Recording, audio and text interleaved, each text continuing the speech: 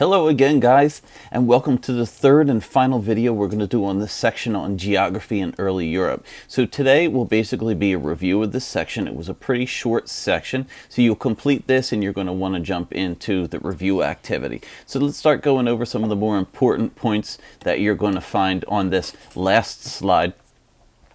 So we'll go through slide by slide and just talk about some of the important details. All right, so to start off, we know that the physical features of Europe affected where and how people lived. Everything from mountains to plains to rivers to the climate all had an effect on where people set up. We talked about one important thing, which was the actual landmass. Europe and Asia are connected. They're known as Eurasia, and they're separated by the Ural Mountains, which go down in between those. Europe is actually a small continent, but it's very diverse with a lot of different landforms and water features found there. Mountain ranges cover most of southern Europe, as you can see in this picture here. The Iberian Peninsula, Italian Peninsula, the Balkan Peninsula, the Alps. These are all heavily mountainous areas. Some of the peaks in the Alps reach 15,000 feet. The colder climates at the top of these mountains is where a lot of moisture freezes, snow and heavy rainfall, and when it warms up, this melts, and this is what feeds all the many rivers that we find in northern Europe.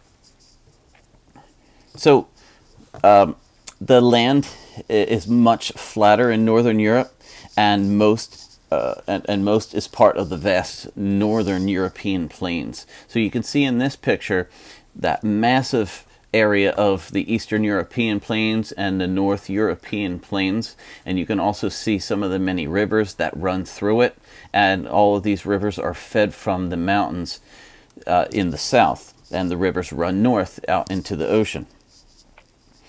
So the as I said, the location of some of the major rivers are in northern Europe. This map is a bit of an exaggeration of those rivers. They make them look a bit wider and larger than they really are, but it helps them stand out. We talked about the peninsulas. So peninsulas extend into the sea from many parts of Europe and give Europe a very long, jagged coastline. Europe itself is actually a peninsula, so they call it a peninsula of peninsulas because it is a peninsula jutting out from Asia past the Ural Mountains and has many other smaller peninsulas that stick out from it. But because of these many peninsulas, it gives a lot of coastline where people could settle and use the ocean as a resource. We talked about Europe's climate and vegetation and how it varies widely from region to region. For example, southern Europe is largely warm and sunny, whereas most of northern Europe has a mild and cooler, wetter climate. So in the south, you would grow plants that required less moisture and could handle warmer, drier climates, such as olives and grapes. And in the north, you had to have plants that were far more hardy, that could handle the colder weather, like pine trees you will find more common in the north.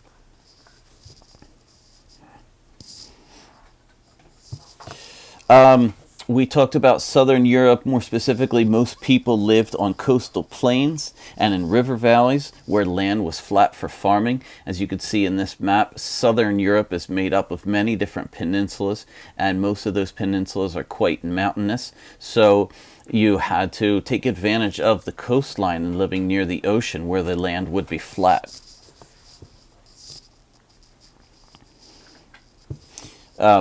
People didn't live typically too far from the sea when they were in the south either, because of all those massive peninsulas. In northern Europe was a bit different. Most people lived further from the sea, but they still had access to the sea by using some of the many rivers that run throughout northern Europe. These rivers also provided protection because they were deep and wide, so it was difficult for people to cross them in order to get to the other side to attack people. But at the same time, northern Europe was very flat a lot of planes, and this made more frequent invasions. There was, just to mention one more thing, there was a lack of mountains in Northern Europe, and because of this, the mountains were not blocking people from invading until you get to very far Northern Europe, in Scandinavia, in the Scandinavian peninsula. Then it starts to get mountainous again. So flat land, we know, was a great place to farm, whether it was in the plains or it was along the coastline, is usually where people are going to want to farm. We know, as we've looked at Japan and the Americas, how they modified the sides of mountains in order to be able to farm, and that's very complicated to do. Not that they didn't do that in Europe, because they did, but they tried to utilize a lot of the flat lands. But as time moves on and we move through this chapter on the early Middle Ages, and then hopefully get into the next chapter a little bit deeper into the Middle Ages, you're going to see just how much fighting happens, how much in the way of war comes around.